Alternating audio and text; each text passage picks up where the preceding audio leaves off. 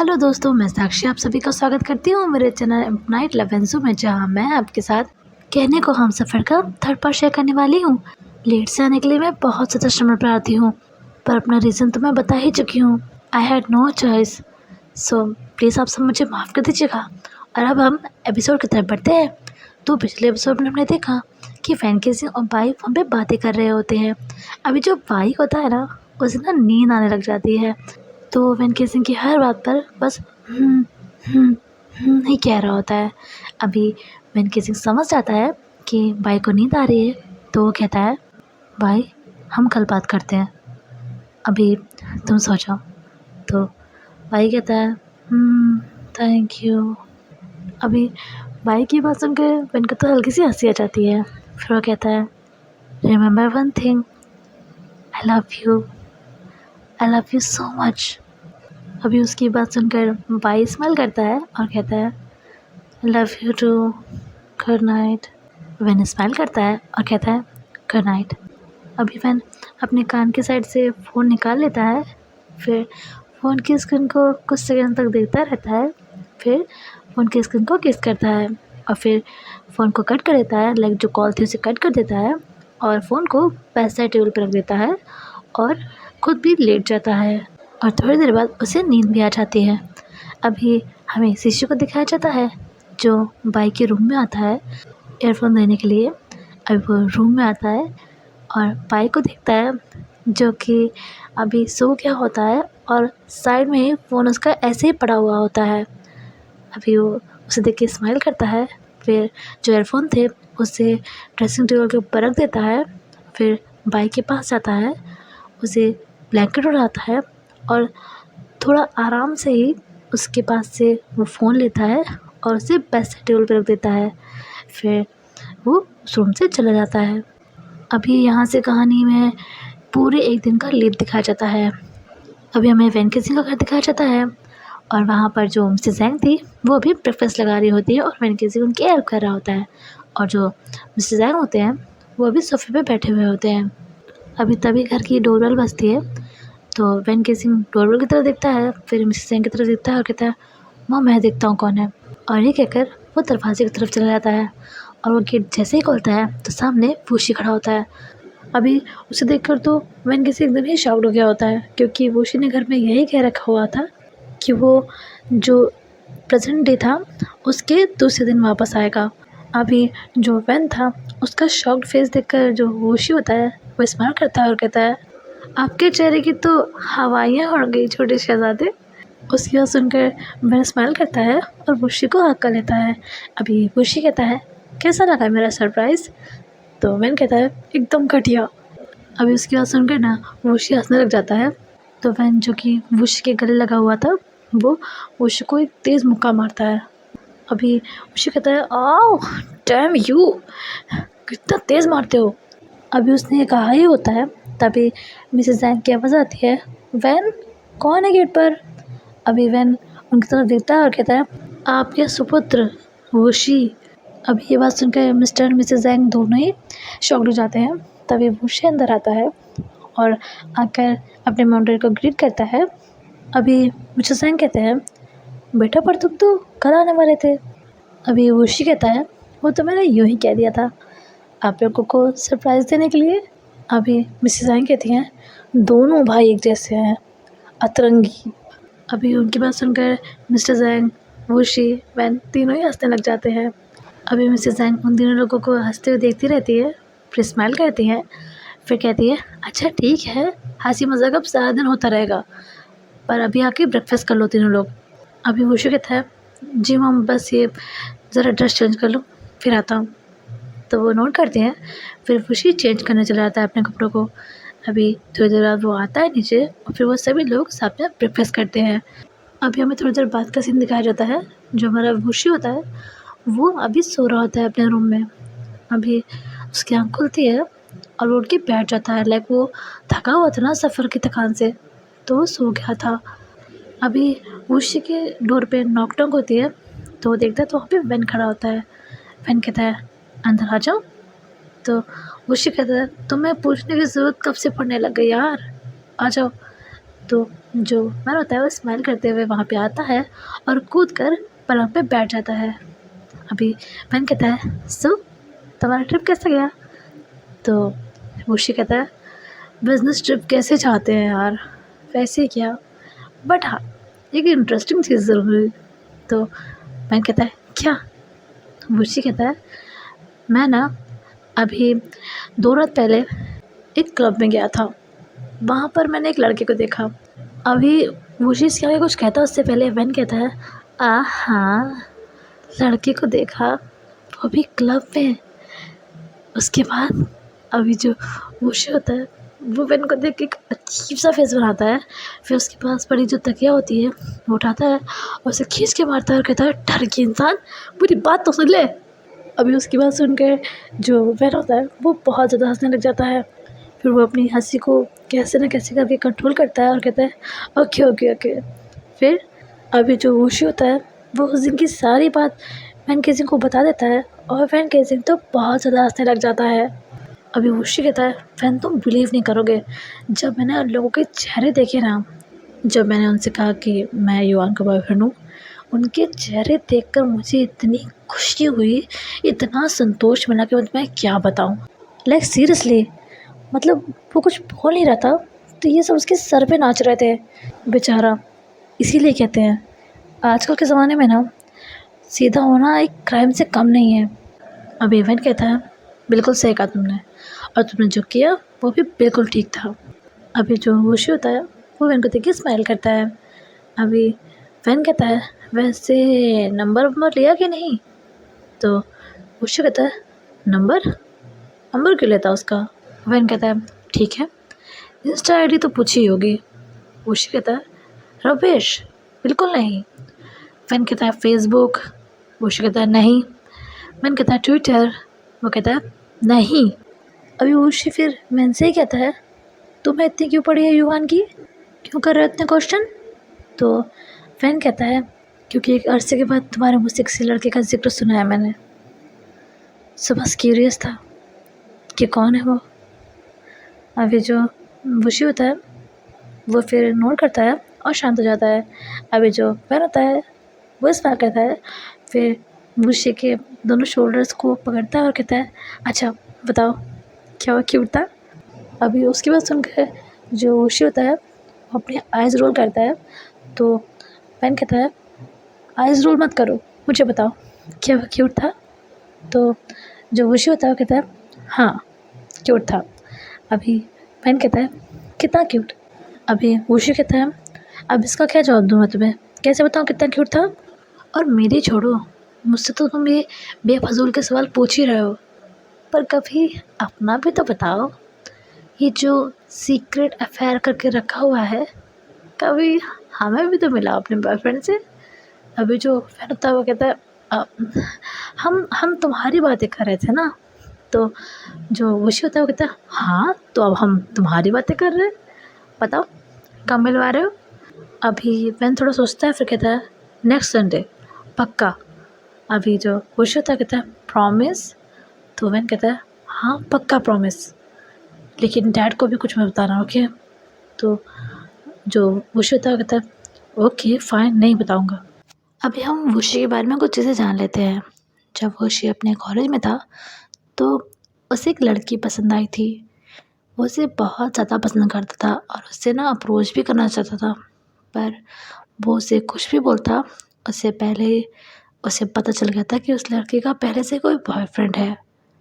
तो जो वुशी था वो पीछे हट गया था, लेकिन उसके बाद वो किसी भी ऐसे लफड़े में नहीं पड़ा था। उसने उसके बाद अपनी फैमिली, अपना करियर और अपनी पढ़ाई, फैमिली बिज़नेस को ही अपनी प्रायोरिटी समझा था और इन सब लफड़ों से वो दूर ही रहता था। और वुशी के इस मैटर के बारे में घर में कोई भी नहीं जानता सिवाय वेनकी सिंह के, क्योंकि वेनकी सिंह और वुशी का बॉन्ड बहुत ही अच्छा है, वो ब्रदर से ज़्यादा दोस्त की तरह ही हैं। तो जो वुशी था उसने वेन को ये बात बताई थी क्योंकि वो काफ़ी ज़्यादा परेशान था, तो वेन ने उससे पूछा तो उसने बता दिया कि ऐसी-ऐसी बात हो गई है। और इस बारे में घर में और कोई भी नहीं जानता, लेकिन वेनकी सिंह जो था उसने अभी अपने अफेयर के बारे में वुशी को नहीं बताया था, जो बात उसे अच्छी भी नहीं लगती थी। लाइक वुशी उससे सब कुछ शेयर करता है और उसने इतनी बड़ी बात नहीं बताई। तो उसने निर्णय किया था कि वो बाई को वुशी से मिलवाएगा और वुशी को बताएगा कि उसका बॉयफ्रेंड कौन है। वुशी और इवान एक दूसरे के बारे में ये भी जानते हैं कि वो दोनों ही स्ट्रेट नहीं है। जहाँ अपना जो वुशी है वो बाइसेक्सुअल है, वहीं इवान किसिंग गे है। और वुशी के बारे में उनकी फैमिली को ये भी नहीं पता है। वैसे पता तो मिस्टर जैंग को भी वैन किसिंग के बारे में कुछ नहीं है, पर मिसेस जैंग को वैन किसिंग के बारे में पता है कि उसे जो बाई है वो पसंद है, पर वो ये श्योर नहीं है कि उनका बेटा बाइसेक्सुअल है या क्या है। और वुशी के बारे में तो उन्हें कुछ भी नहीं पता है। और जैसा कि वैन किसिंग ने बाई से कहा था कि उसकी फैमिली ऐसी पिछड़ी सोच की नहीं है, तो इस फैमिली की सोच वाकई ऐसी नहीं थी। यहाँ पर इन लोगों को इस बात से फ़र्क नहीं पड़ता था कि उनके बच्चे किसको पसंद करेंगे, वो लड़का होगा लड़की होगी, इस बात से इन्हें कोई फ़र्क नहीं पड़ता था। लेकिन वैन किसिंग और वुशी ने अभी इन्हें अपने बारे में कुछ बताया नहीं था, क्योंकि वो लोग अभी ऐसा ज़रूरी ही नहीं समझते थे। वो सोच रहे थे कि जब टाइम आएगा तो बता देंगे। लेकिन वैन किसिंग अपनी फीलिंग्स को छुपाने में उतना भी अच्छा नहीं था जितना कि वुशी था। तो मिसेस जैंग ने ये बात पता कर ली थी कि वो बाई को पसंद करता है, लेकिन वो अभी इस बारे में वैन से बात नहीं करना चाहती थी। वो भी ये सोच रही थी कि वैन खुद ही आके उन्हें बता दे तो वो बेहतर रहेगा। मैंने एक्सप्लेन करने की कोशिश तो की है, लेकिन अगर मैंने कुछ मिस कर दिया हो तो आप मुझसे कमेंट बॉक्स में पूछ सकते हैं। And back to the story. हमें थोड़ी देर बाद का सीन दिखाया जाता है। वैन किसिंग, वुशी, मिस्टर जैंग और मिसेस जैंग जो थे वो लिविंग एरिया में बैठे हुए थे, और जो वुशी था वो जो अब्रॉड से उन सब के लिए प्रेजेंट लेकर आया था वो उन्हें दिखा रहा होता है। अभी जो वुशी होता है वो सबको उनके गिफ्ट दिखा देता है, और फिर जो 3 गिफ्ट उसने अलग रखे हुए थे वो उन्हें देखता है और कहता है ये अंकल के लिए, ये बाई के लिए और ये शिशु के लिए। फिर वो मिसेस जैंग की तरफ देखता है और कहता है मॉम ये ठीक तो लग रहे हैं ना? तो मिसेस जैंग कहती है हाँ बहुत अच्छे हैं, उन्हें अच्छे लगेंगे।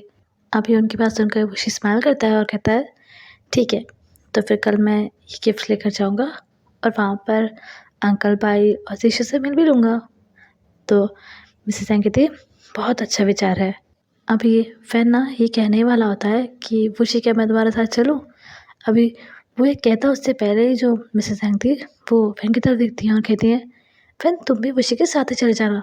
अभी ये चीज़ सुनकर वैन की खुशी का तो ठिकाना ही नहीं रहता, पर फिर वो ऐसे प्रिटेंड करता है जैसे कि उसका जाने का तो मन ही नहीं है। वो कहता है मॉम मैं क्यों जाऊँ, इसे भेज दीजिए ना अकेले, मुझे ना बहुत काम है कल।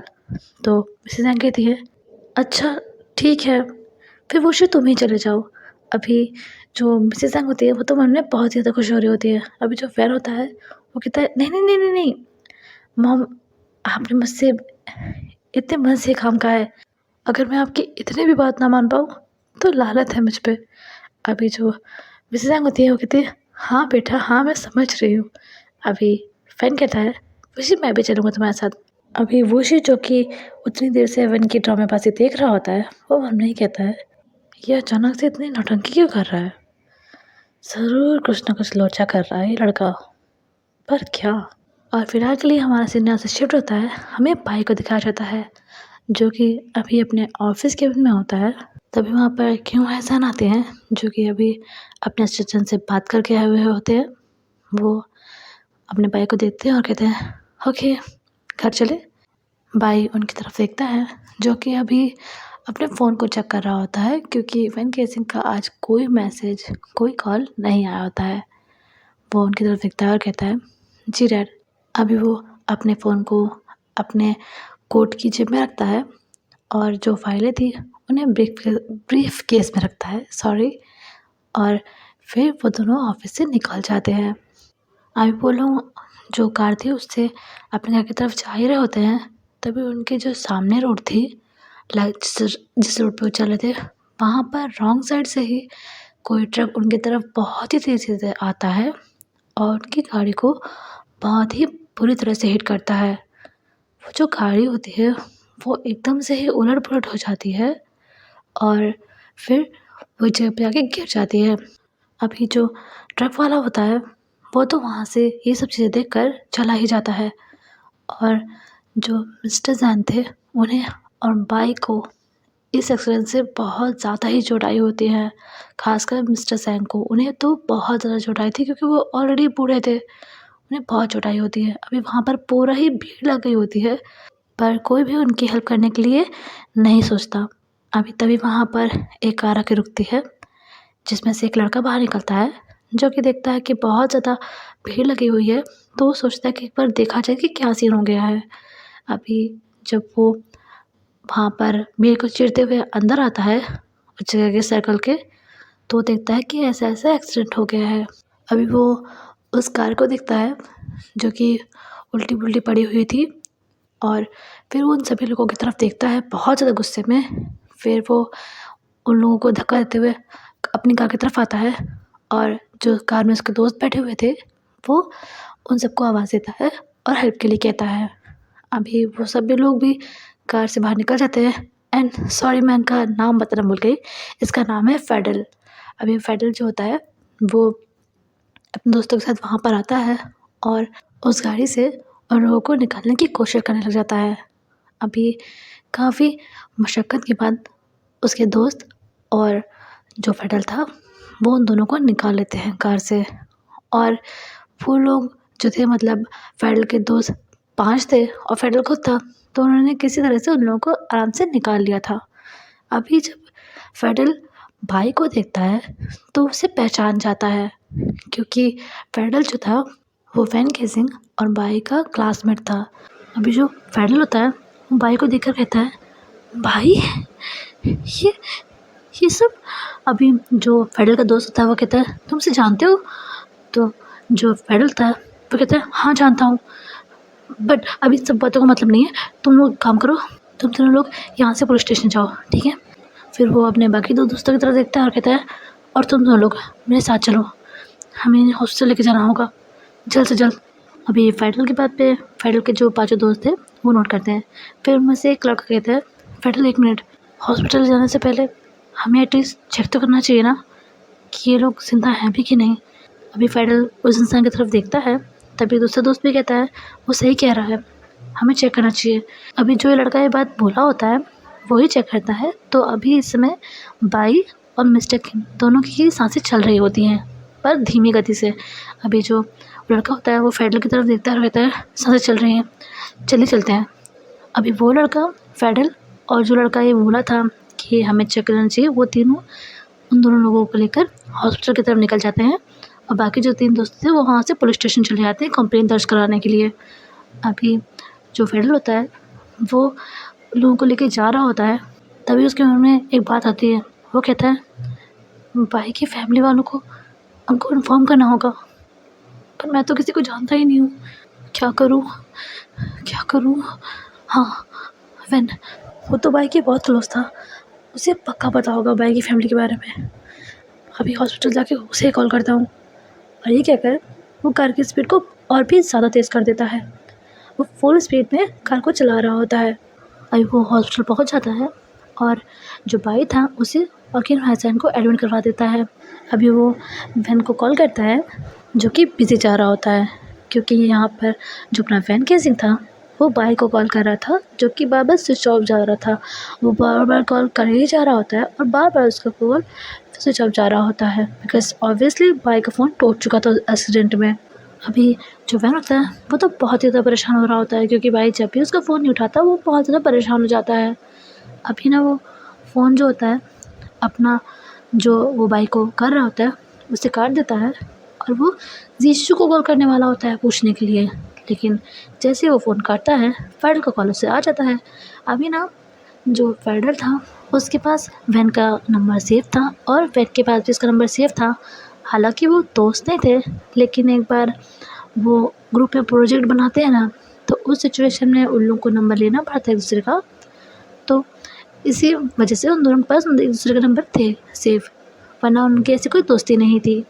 अभी जो वैन होता है, वो फेडल का कॉल देखता है और कहता है, ये अब क्यों कॉल कर रहा है? वो फ़ोन उठाता है और कहता है, हाँ हेलो। अभी दूसरी तरफ से फेडल कहता है, ओ थैंक गॉड वैन, तुमने फ़ोन उठा लिया, यहाँ बहुत बड़ी गड़बड़ हो गई है यार। अभी वैन उसके पास सुन के कुछ भी समझ नहीं पाता, और वो कहता है, गड़बड़ हो गई है? क्या हुआ? तुम ठीक तो हो ना? अभी जो फेडल होता है वो कहता है, हाँ मैं ठीक हूँ, पर वो भाई है ना भाई, अभी वो यही कहता है, तभी फैन कहता है भाई क्या हुआ, क्या हुआ फेडरल। अभी जो फेडरल होता है वो कहता है भाई का बहुत बुरा एक्सीडेंट हो गया यार, उसके साथ एक अंकल भी थे, मुझे नहीं पता वो कौन है, उसके फादर है कि कौन है, मैं दोनों को हॉस्पिटल लेकर आया हूँ, तू प्लीज़ जल्दी आ जा और उसकी फैमिली में किसी को खबर कर दे यार। अभी ये सुनकर फैन केजिंग का तो दिमाग ही खराब हो जाता है, उसके ना हाथ बिल्कुल से शेक करने लग जाते हैं। भाई वो अपने शेक करते हुए हाथ से ही अपने फ़ोन को कस के पकड़ता है क्योंकि फ़ोन उसके हाथ से गिरने वाला होता है। उसकी पूरी आंखें भर जाती हैं, पूरा गला भर जाता है, उसकी वॉइस भी शेक करने लग जाती है। भाई वो अपनी शेक करती हुई वॉइस से ही कहता है "क- क- कौन से हॉस्पिटल में हो तुम, हाँ कौन से हॉस्पिटल में हो"। अभी जो फाइटर होता है वो समझ जाता है कि जो वैन है वो अभी क्राइम वाली सिचुएशन में है, फिर भी वो जो हॉस्पिटल था उसका नाम वो बता देता है। अभी वैन वहाँ से तुरंत से निकलता है अपनी चाबी लेकर करके, और जैसे वो बेतहाशा वहाँ से भागते हुए निकलता है, अभी जो वुशी होता है वो उसके माँ बाप जो थे वो नीचे लिविंग रूम में बैठे हुए होते हैं, वो वैन को ऐसे भागते हुए देखते ही रह जाते हैं। अभी जो वुशी होता है वो कहता है वैन, वैन क्या हुआ, वैन। वैन कुछ भी नहीं सुनता है, वो तुरंत से वहाँ से निकलता है और जो उसकी गाड़ी होती है उसमें बैठ जाता है और उसको फुल स्पीड में उस हॉस्पिटल की तरफ बढ़ाने लग जाता है। अब जो वुशी होता है वो भागते हुए आता तो है, पर जब तक वो वहाँ पर आता है वैन गाड़ी लेके जा चुका होता है। अभी वो भी तुरंत अंदर आता है और जो दूसरी गाड़ी थी उसकी वाली वो उसकी चाबी लेता है और वैन का पीछा करने लग जाता है। अभी जो वुशी होता है वो भी ड्राइव कर रहा होता है और वैन किसी भी ड्राइव कर रहा होता है, और जो वुशी होता है वो बार-बार वैन को कॉल कर रहा होता है, पर वैन किसी में कॉल नहीं उठा रहा होता, वो बस हॉस्पिटल जाने की होड़ में रहता है। अभी वो हॉस्पिटल बहुत जल्दी से ही पहुँच जाता है। अभी वो वहाँ पहुँचकर फिर फेडरल को कॉल करता है और उससे वो फ्लोर पूछता है कि वो कौन से फ्लोर में है। अभी फेडरल उसे ये भी बता देता है और वो तुरंत से ही भागते हुए लिफ्ट की तरफ आता है, लेकिन लिफ्ट उस समय नीचे नहीं आ रही होती है, बार-बार उसके प्रेस करने पर भी। तो वो जो सीढ़ियाँ बनी थी लिफ्ट के बगल में, उनसे ही उस फ्लोर तक जाने का निर्णय करता है। अभी तब तक वहाँ पे वुशी भी आ गया होता है और वो वैन को देख लेता है, लेकिन वो वैन को आवाज़ देता है उससे पहले ही वैन उन सीढ़ियों को चढ़ते हुए उस फ्लोर तक जाने लग जाता है। अभी वो फ्लोर 6 फ्लोर पे था, तो वो ऐसे ही जो सीढ़ियाँ थी उनसे चढ़ के वहाँ पर जा रहा होता है तेज़ स्पीड में। अभी जो वुशी होता है वो भी उसके पीछे-पीछे जाने लग जाता है। अभी हमें फेडरल को दिखाया जाता है जो कि जहाँ पर बाई और किम हसन का ट्रीटमेंट हो रहा था वहीं पर आगे खड़ा हुआ होता है गेट के आगे। तभी वहाँ पर एक डॉक्टर आते हैं जो कि काफ़ी सैड लग रहे होते हैं। तभी फेडरल उन्हें देखता है और कहता है डॉक्टर कैसे हो दोनों। अब जो डॉक्टर होते हैं वो काफ़ी दुखद स्वर में कहते हैं देखिए हम मिस्टर किम हसन को नहीं बचा पाए। अभी जो फेडरल होता है वो ये चीज़ सुनकर एकदम ही शॉक्ड हो जाता है और उसे बहुत ज़्यादा बुरा भी लगता है, क्योंकि जब वो उन्हें लेकर आया था तब उनके चेहरे पे पूरा खून-खून लगा था, तो वो पहचान नहीं पाया था उन्हें। और बाई को वो पहचान गया था क्योंकि उसके चेहरे पे इतना खून नहीं था, हालाँकि चोट वो भी बहुत था। और अब उसे एहसास हुआ था कि जिनकी डेथ हुई है वो बाई के पिता हैं, जिन्हें वो लेकर आया था। पर फिलहाल वो इस चीज़ को साइड रखते हुए डॉक्टर से कहता है और बाई, बाई कैसा है? डॉक्टर कहते हैं देखिए उनकी हालत बहुत नाज़ुक है, हम श्योर भी नहीं कि हम उन्हें बचा पाएँगे कि नहीं। अभी फेडरल कहता है अरे! ऐसे कैसे नहीं बचा पाएँगे? इतना बड़ा हॉस्पिटल है आपका, एक जान नहीं बचा सकते आप? तो जो डॉक्टर होते हैं वो कहते हैं देखिए हम भगवान नहीं हैं, डॉक्टर हैं, हमसे जितना बन पड़ेगा हम उतना ही कर पाएँगे। अभी जो फेडरल होता है वो कहता है I am sorry doctor, I am sorry. तो जो डॉक्टर होते हैं उसके शोल्डर पे हाथ रखते हैं और कहते हैं इट्स ओके, और ये कहकर वो वापस से ही अंदर चले जाते हैं। अभी जो फेडरल होता है वो तो बहुत ज़्यादा परेशान हो जाता है, तभी उसे किसी के भाग के आने की आवाज़ सुनाई देती है अपनी तरफ, तो वो उस तरफ देखता है तो वैन केसिंग आ रहा होता है।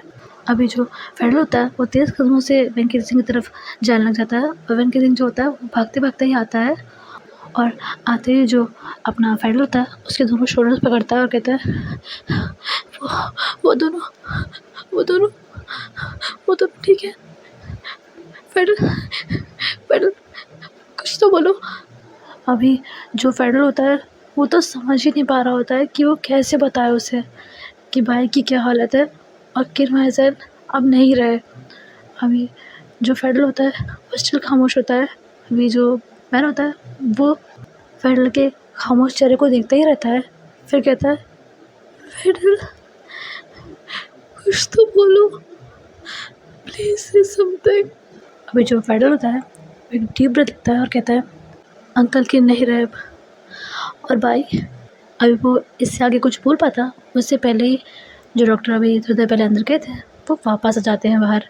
अभी जो फेडरल होता है वो गेट खुलने की आवाज़ सुनकर उस तरफ देखता है तो वैन केसिंग का ध्यान भी उधर जाता है। अभी वो दोनों ही तुरंत से जो डॉक्टर थे उनके पास आते हैं।